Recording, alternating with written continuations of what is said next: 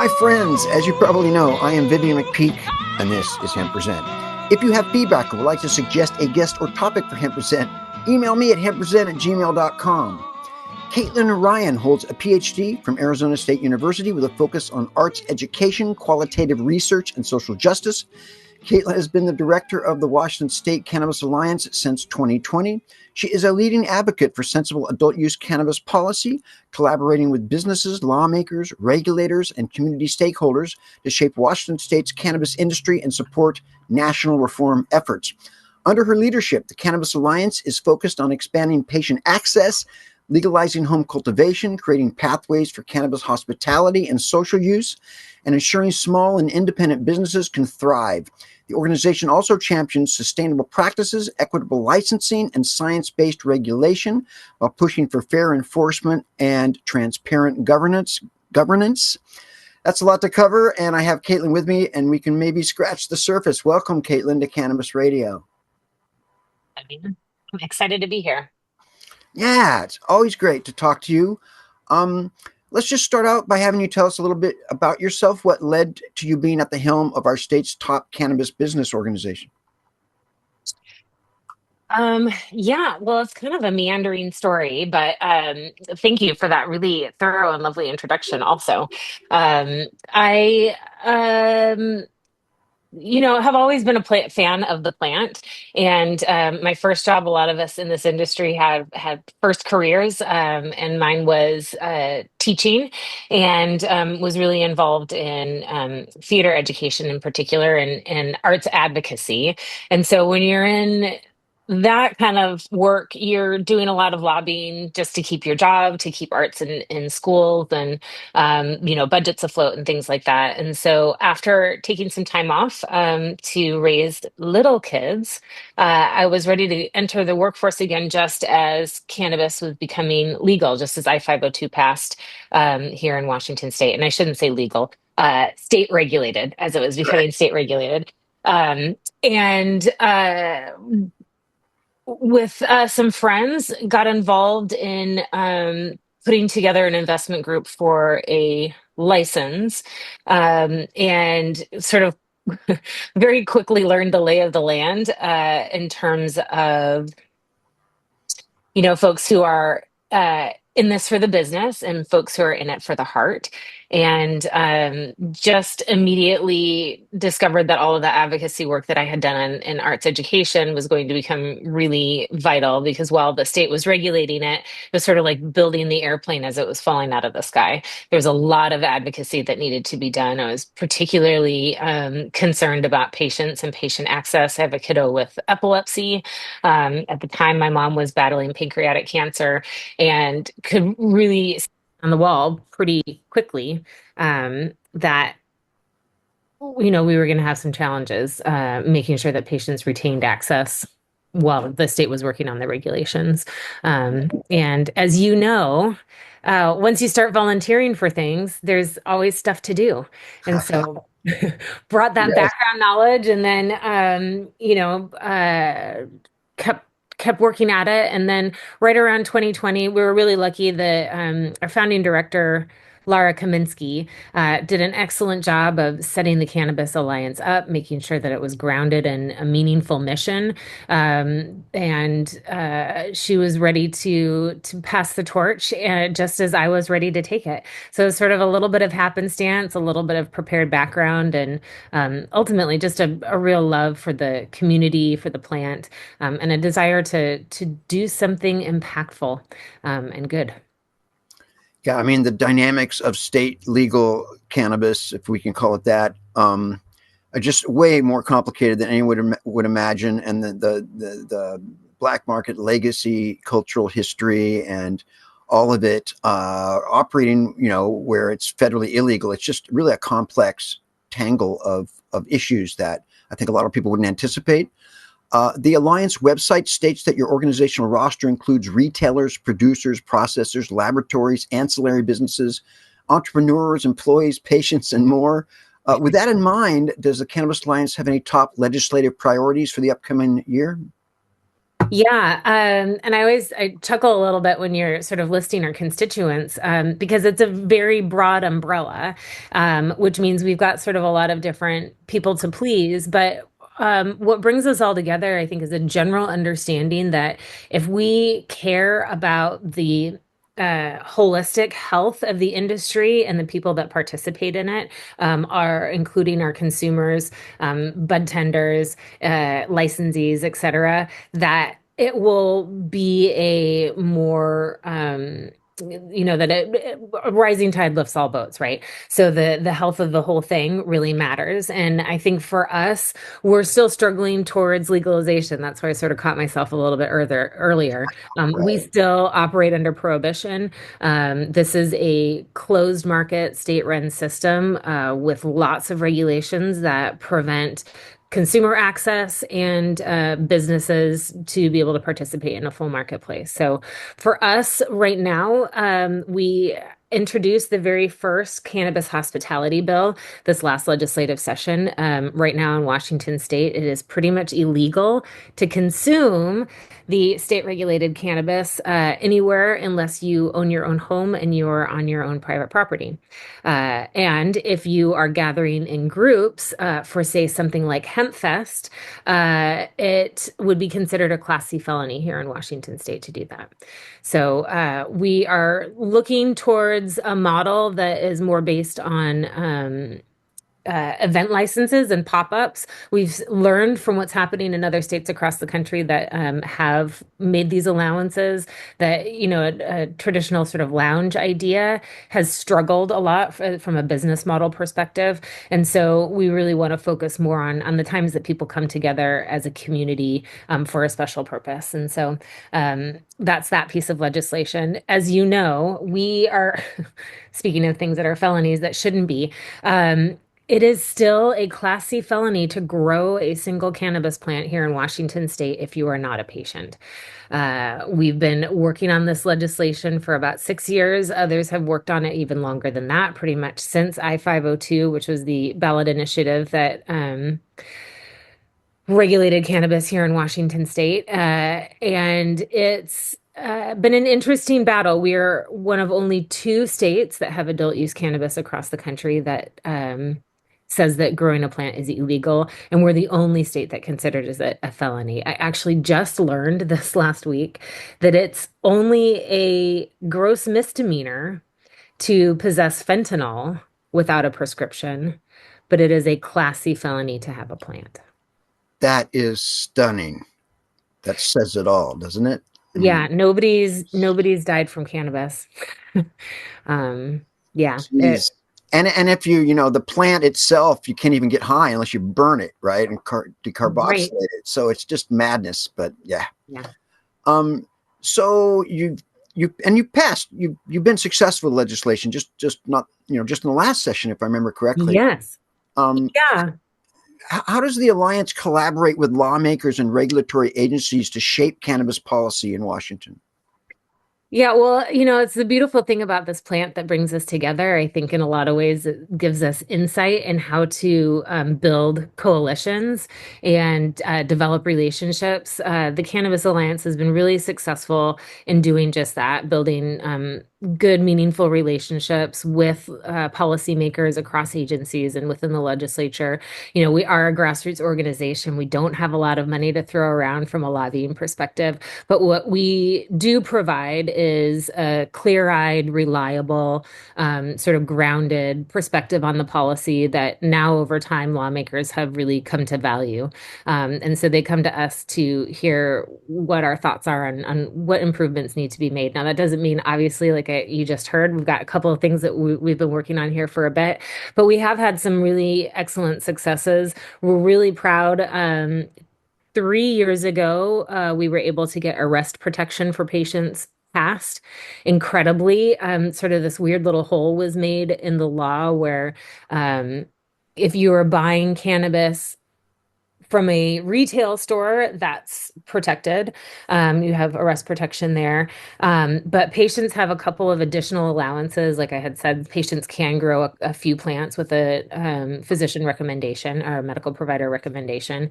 And they can have a little bit higher holding limits and a few other things. And the way the law was written is that any patients engaging in those activities, if they encountered law enforcement and law enforcement didn't know what to do, it was arrest first, ask questions later. So, most things, it's innocent until proven guilty. In this case, it was the other way around. It was up to you to prove that you were a patient and had those additional allowances. And I was always asked this question, I mean, how often does that even happen? And sort of my thought was, well, if it happens once, that's Right. that's a problem. But it didn't happen just once. We were contacted by patients at least a couple of times every single year, somebody who'd had a neighbor who was upset, or, oftentimes it was sort of an interpersonal issue that then had somebody turn them into the police, and the police didn't know what to do about it. And so then they got arrested. And um, that's a huge impact on employment. It's an extremely expensive process, even if you're innocent, to go through. And so we passed a law that now that is no longer the thing. It is innocent until proven guilty. The burden of evidence is on law enforcement and on the state instead of on the patient, which is a big deal. We also were able to pass a bill that said that if you are a patient and you go through the registration process with the state, and so you're a patient on the registry, and you are purchasing what is currently called a Department of Health compliant product, although we're in rulemaking to change that to medical grade. So it's a little bit easier terminology. But that's cannabis that has gone through a higher standard of testing to just sort of ensure that it's passing muster with medical use. Then you don't have to pay the 37% excise tax, which is tremendous.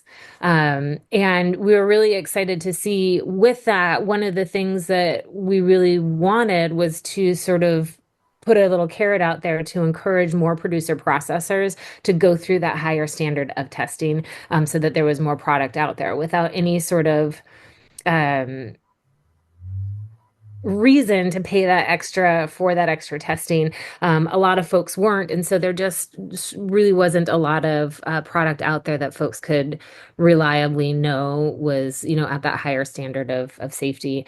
And so by passing that law, we saw a bunch more product go out into stores. And then again, 37% already patients didn't pay sales tax, between 9 and 12%. And so now if you're a patient on the registry buying that particular product, it's almost 50% off Wow. to buy cannabis here in Washington State, which is a huge deal. And so I'm going to use this as an opportunity. If you are a patient and you just heard that and you're like, how do I how do I do that? You just need to find a provider who's willing to see you and provide that and give that recommendation. And then there's a little bit of paperwork to go on the registry. You go into a medically endorsed store and they'll give you a card that's good for 1 year. You do have to see that medical provider in person for your first visit. We are also working on maybe some changes there to enhance accessibility. However, you do have to go that first time, but after you go that first time, on your annual renewal, it can be a telehealth appointment from there. Wow. You just referenced that Washington State has one of the highest cannabis tax rates in the country. Yeah. Tim Groover recently wrote in the Washington Observer about a thriving black market industry in our state, despite seed to sale tracking and other efforts to control the legal industry. Do you believe that the high taxation is sustaining or even fueling the illicit black market? And if so, are any tax reforms you would like to see to improve the market's competitiveness with that in mind? Yeah, and we always like to say legacy market. We know we've got lots of folks in the regulated market that came from legacy, and just sort of want to acknowledge, I think and because of exactly statistics like these, there's a Whitney Economics recently. I'm one of them. Right, exactly. Full disclosure. Yeah, it came out with a report that about 51% of cannabis users are participating in the regulated market. And so even just from an economic economic analysis perspective, I think it's foolish for us to pretend that the regulated market is the only cannabis market, and there will always be unregulated cannabis competition. However, that's a really sort of staggering percentage, right? That's only half.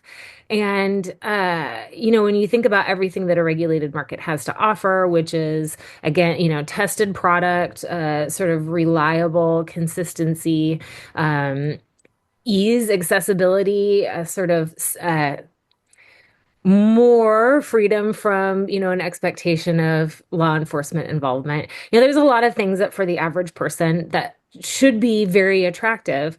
However, still only half of people are deciding to go that route. I think it's a little bit more complex than to just say taxes are to blame, but I'm Sure. confident that has a lot to do with it. When you're adding nearly 40% of, like I said, nearly 50% when you put sales tax on it, of course you can get it cheaper from your plug, you know. Right. I do think though that culture might actually be more of the reason that folks are sort of staying with the people that they know who are growing their weed. There's exactly the thing that people feared the most. There is a little bit of sort of a corporate feel, if I may be so bold to say that. Not everywhere, but when consumers, and cannabis users are divorced from the place where their cannabis came from. They're not allowed to go to the farms. There are no direct sales on farms. People don't know the process. I know some folks do get to have a good relationship with their bud tender, but it's more of a convenience store than it is an actual participation in a culture. And I think that's what people crave. The cannabis plant brings us together.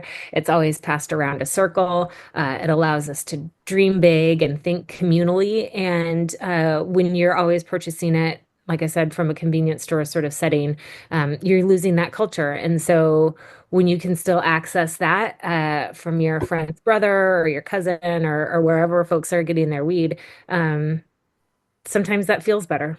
Which is kind of another argument for the lounge, right? Absolutely. I Um, think that's honestly, if I were to if I were speaking to a legislator, I would say the two things that we need to solve that 50% problem is the reduction in taxes. I think we should be closer to that 20 to 25% range. And then ways to come together as a community.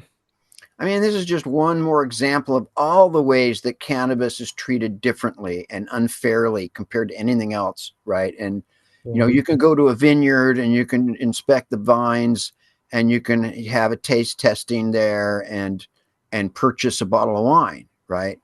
Yeah. So yeah, uh, yeah. The beat goes on. Um, Mhm. this is kind of a three-part question. What barriers do BIPOC entrepreneurs still face in the regional cannabis space? How would you assess the progress of Washington State's social equity program so far? And are there any changes, policy or otherwise, that the Alliance would like to see to create a fairer playing field? Or do we have a fair playing field? Um, Thanks for that question. I want to acknowledge that I'm a white woman answering this Yeah. question, and so I'm going to sort of pass on feedback that has been given to me and ways that collectively the Alliance is trying to address some of these issues. I think it's really, really easy to say that no, we do not have an even playing field. Right. It's a real um, mark on all of us that when I-502 passed, there really does seem to have been like a concerted beyond just sort of structural racism that impacts everything, right? I think also very fair to say that just America in general and business in general is not a fair playing field. And so all of that plays out here too. However, the significant impact on businesses from medical days and legacy days, we had sort of that in between time when when I-502 had passed, but then medical was still allowed. There that was a pretty healthy mix of business ownership of folks from all different walks of life and ethnic backgrounds.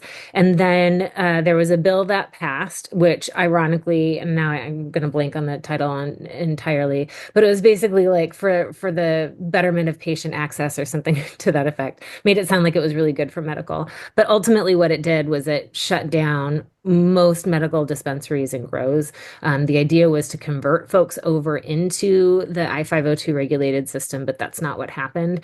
And we lost a lot of ownership that were people of color and women and not to be recovered. And so the last sort of 7 years has been a real uphill battle to sort of refold folks back into this regulated market. However, in that time, we have been in a race to the bottom price wise and more sort of there's been a shrinking of opportunity to open things up on the retail side of things, as well as like I said, a race to the bottom pricing wise. Producer processors here in Washington State at all levels, big, medium, and small, are experiencing the lowest prices and prices that are frankly putting people out of business right and left right now. And so while there is now a social equity program, which is handing out retail licenses or granting retail licenses. The license is not a golden ticket. And in a lot of cases, what we're seeing, there's been one round of licenses that were handed out about a year and a half ago. Of those 42, I believe right around five have opened. The remainder are still looking for locations. There are a lot of, because of zoning laws, it's been impossible for people to find a spot that makes business sense, that has a landlord that's open to rent out, and then that also meets all of the local zoning law parameters. And then on July 1st, or sorry, June 1st, closing on July 2nd, is now a second round of social equity retail licenses that will also be handed out. And so while folks are having access to these licenses, they're entering a really depressed marketplace. And one that's a little bit harder to find a toehold in. And and less funding. So again, back to that, the zooming back out to sort of broader considerations around social equity in businesses. It's impossible to find funding for cannabis in general. I shouldn't say impossible, it's extremely difficult. And then we also know pretty compelling statistics about funding that's available to women and people of color in particular. It's an uphill battle. For the Alliance, we are working with local governments on expanding zoning considerations, also local municipalities that have bans or moratoriums that if they lifted them would open up more opportunities for the placement of licenses there. That seems to be the most impactful route, while also looking for ways to provide mentorship and wraparound services, supporting consultants who are working with licensees to even just get that, some of the basic support that folks of all kinds need when they're starting up businesses. And then again, just very broadly looking at the health of the cannabis industry here in Washington State and how do we what levers can we pull to make it a healthier marketplace? And for us, that really looks a lot like opening it up further. I recently had somebody say to me who came here from out of state. That when they look around at licensees here in Washington, like I see everybody's so traumatized because things keep getting taken from us and the Yeah. marketplace keeps getting worse and worse. And so a lot of times, with human nature, when that's the case, we get that sort of scarcity mindset and we want to clamp down. Some people are advocating for the rules to be tighter, to sort of do things that push more people out of business so that it's the competition is shrinking in this tiny place. Whereas the Alliance, our perspective is, no, we don't want people to be going out of business. What we want to do is instead expand the marketplace, open things up, allow for things like direct sales, cannabis hospitality. We were a part of passing a law to prepare us for interstate commerce and continuing to work on that effort so that we can move our product to states that do not have such a robust cultivation landscape, and just a variety of other ways that the closer we can start looking like a regular economy, I think the better off we'll all be. And it's so important, with DEI, because people of color have traditionally been disproportionately targeted and racially profiled and scapegoated in the drug war and the war on cannabis, and disproportionately, put in incarceration. And sadly, it seems like nationally we're watching DEI, diversity, equity, and inclusion morph into adversity, inequity, and exclusion. But what can you do? We are running out of time. We got about a minute left. Quickly, what closing thoughts would you like to leave us with? I would like to see folks out and about this summer. Today is a beautiful day here in the Seattle area. And just want to let folks know we're going to be at Pride in the Park this weekend, hopefully at Juneteenth in Tacoma on the 19th. And we were doing vendor days at retail stores, and just more broadly in the universe, we need to spend more time together in person. I think that's a really healing, important thing. And we're not going to run afoul of any laws, but passing a joint together, I think, is a really important part of what comes next here in the United States and in Washington. And so if it's not with us, with some buddies, but check out our website and you can kind of see where we're at in the coming months. All right. Caitlein, you are one of my local heroes, and I'm just so impressed with everything that the Alliance stands for and accomplishes. And thank you so much for being on the show. Thank you. The Hemp Present intro music is 7 Mile Beach by Joanne Rand, and the outro music is Take Back the Plant by Stickerbush. See you next time. Stay strong. Marijuana!